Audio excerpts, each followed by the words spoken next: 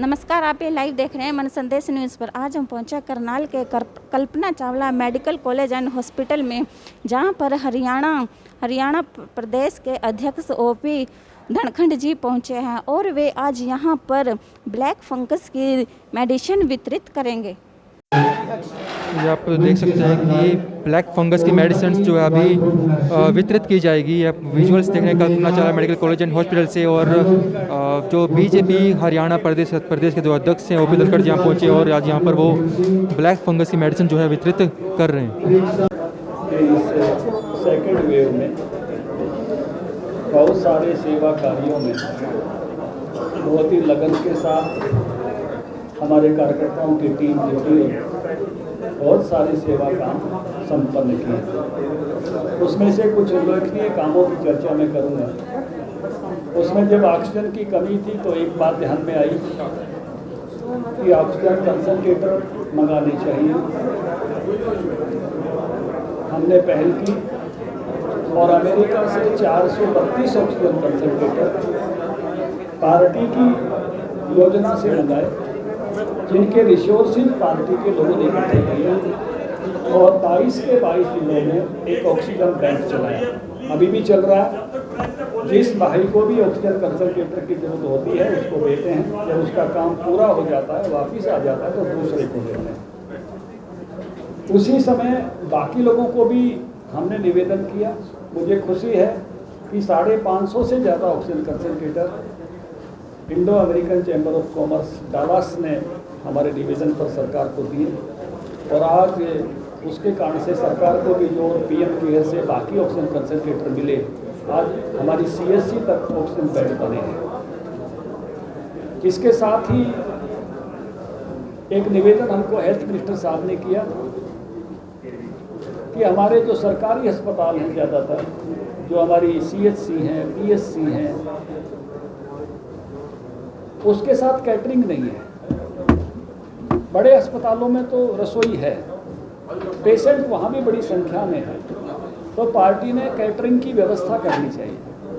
55 रसोई हमने चलाई और लगभग 5000 भोजन प्रतिदिन इस समय में वहाँ पहुँचाने का काम किया, दोनों समय के मिलाकर।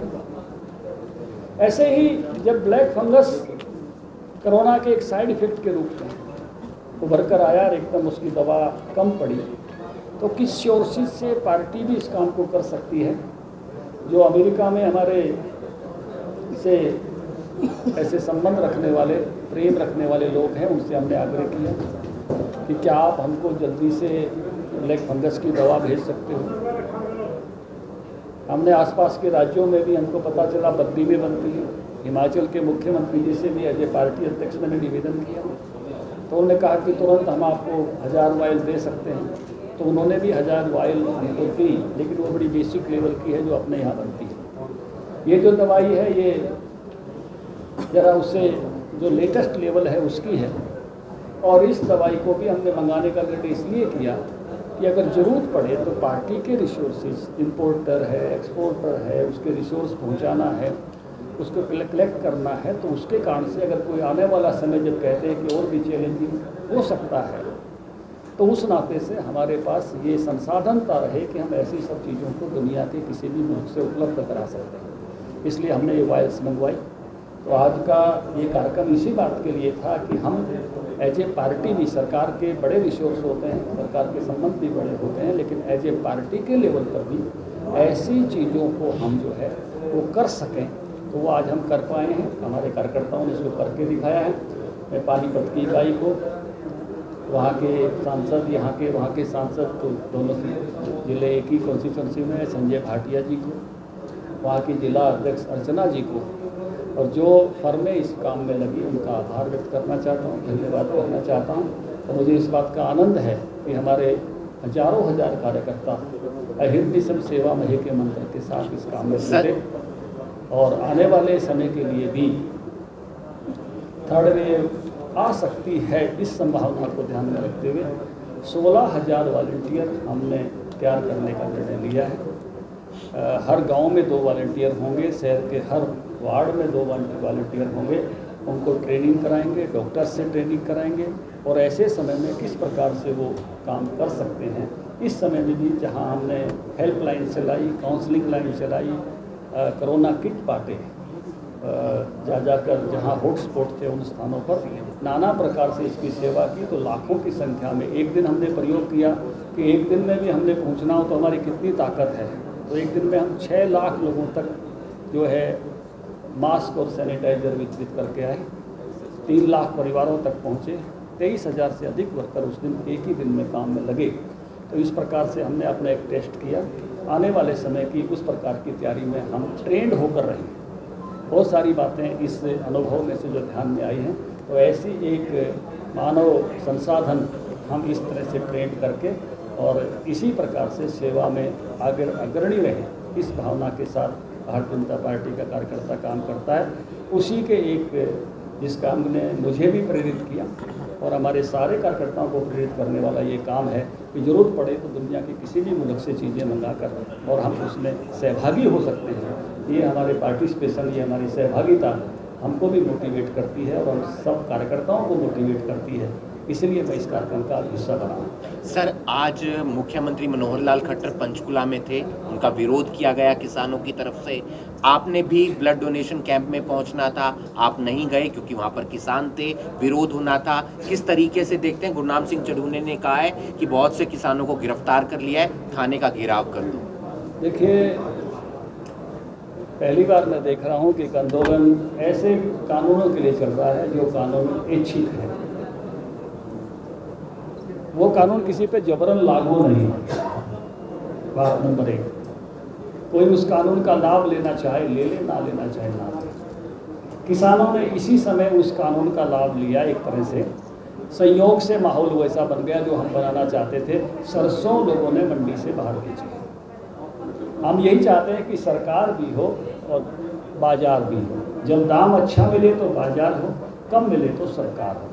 यही चॉइस इन कानूनों के माध्यम से सरकार देना चाहती है और लीगली देना चाहती है। पहले क्या था कि मंडी से बाहर अगर आप बेचते थे तो मंडी अधिकारी आपको पकड़ता था कि आप बाहर क्यों बेच रहे हो, क्योंकि मंडी फीस जो है वो सरकार की कम हो रही है। इसलिए केंद्र ने ऐसे कानून बनाए कि देश में आप कहीं भी बेच सको। आज़ादी दी, बंधन नहीं दिया। पहली बार मैं देख रहा हूँ आज़ादी का विरोध हो रहा है। दूसरा, कानूनों पर स्टे है, फिर भी आंदोलन हो रहा है। फिर आप कानूनों को पास हुए जो समय हो गया, क्या किसी भी स्थिति में कोई बदलाव है? ऐसे ही गेहूँ खरीदी जा रही है, रिकॉर्ड तोड़ खरीद हुई है, किसानों के खाते में डायरेक्ट पैसा गया है। ऐसे ही बाकी सब चीज़ें अच्छी चल रही हैं। आंदोलन किस आधार पर है? आंदोलन का एक ही आधार बनाया गया, अंदेशा ऐसा हो जाएगा। भाई ऐसा हो जाएगा तब आप कहाँ चले जाओगे? भगवान आपको भी लंबी उम्र दे, हमको भी लंबी उम्र दे, यही रहेंगे। ऐसा होने की कोई संभावना नहीं है। केवल और केवल अंदेशे के आधार पर आंदोलन खड़ा किया गया। अब आंदोलन पूरी तरह से राजनीतिक है और आप एक एक चेहरे को पहचान सकते हो कि ये फला पार्टी से जुड़ा हुआ आदमी है जो काला झंडा लेकर खड़ा है। केवल और केवल पॉलिटिक्स हो रही है और आंदोलन में भी जिस प्रकार की स्थितियां बनी हैं वो उन स्थितियों को कोई सुखद नहीं कह सकता, अच्छा नहीं कह सकता। आंदोलन एक समय में ऐसे स्थान पर था कि जब सरकार ने कहा था कि हम आपके सारे सुझाव स्वीकार करते हैं और 1.5 साल के लिए स्थगित करते हैं, सारी जत्थेबंदियों को बैंड बजाते हुए पंजाब तक जाना चाहिए था। आंदोलनकारी उससे चूके। अब केवल विरोध के लिए विरोध होता है। अब उसमें वो धार जो जिस मुद्दे पर वो आए थे उस मुद्दे की धार नहीं बची है। पॉलिटिक्स बची होगी, पॉलिटिकल लोग होंगे, पॉलिटिकल फेसेस को आप पहचान सकते हो। हम सब जगह पहचानते हैं क्योंकि हम पॉलिटिकल कार्यकर्ता हैं कि कौन सा पॉलिटिकल कार्यकर्ता कहाँ काला झंडा लेकर खड़ा। मैं तो पहले भी कहा है कांग्रेसियों को, अपना झंडा लेके आओ भाई, विरोधी करना है तो किसान तो आप किसानों के झंडे की ओट में क्यों आते हो? गृह मंत्री का बयान आया कि अपने झंडा लेकर आओ। इसलिए इस सारे में सब आप देख सकते हो राजनीतिक ये कार्यक्रम है, इससे ज़्यादा अब ये नहीं। सर एक सवाल है बड़ा इम्पोर्टेंट, माफ़ी चाहूँगा पहले शब्दों के लिए। नंगे बदन आपकी और गृह मंत्री अनिल विज जी की एक तस्वीर वायरल होती है अब 100 रुपये से ऊपर पेट्रोल और डीजल है, तब आप गैस पेट्रोल डीजल के लिए प्रदर्शन करते थे। ये प्रदर्शन अब क्यों नहीं हो रहा? क्या तब नाजायज था, आज जायज़ है ये जो दाम बढ़ रहे हैं? दो बातों को आप जोड़ रहे हो, दोनों तस्वीर अलग अलग है। मेरी तस्वीर है 50% प्रॉफिट के साथ फसलों के दाम बढ़ना। मुझे तो इस बात की खुशी है कि जब हमारी सरकार आई तो हमने 50% प्रॉफिट के साथ फसलों के दाम दिए A2+FL। आज जो कांग्रेसी भाई सीटू चिल्लाते हैं, ये उसको 7 सालों तक, उस रिपोर्ट को 6 सालों तक दबाए बैठे रहे। 2 साल में रिपोर्ट तैयार हुई, 6 सालों तक दबाए बैठे रहे, अपने पैरों नीचे। तब कहाँ गए थे? पूछना चाहिए कांग्रेसी भाइयों से। हुड्डा साहब अपनी कमेटी की रिपोर्ट इंप्लीमेंट नहीं करा पाए। 2010 में उन्होंने रिपोर्ट सौंप दी थी दिसंबर में, और 14 तक उनकी सरकार थी। ये केवल नारेबाजी वाले लोग हैं, ये उसको व्यवहार में नहीं उतार पाए थे।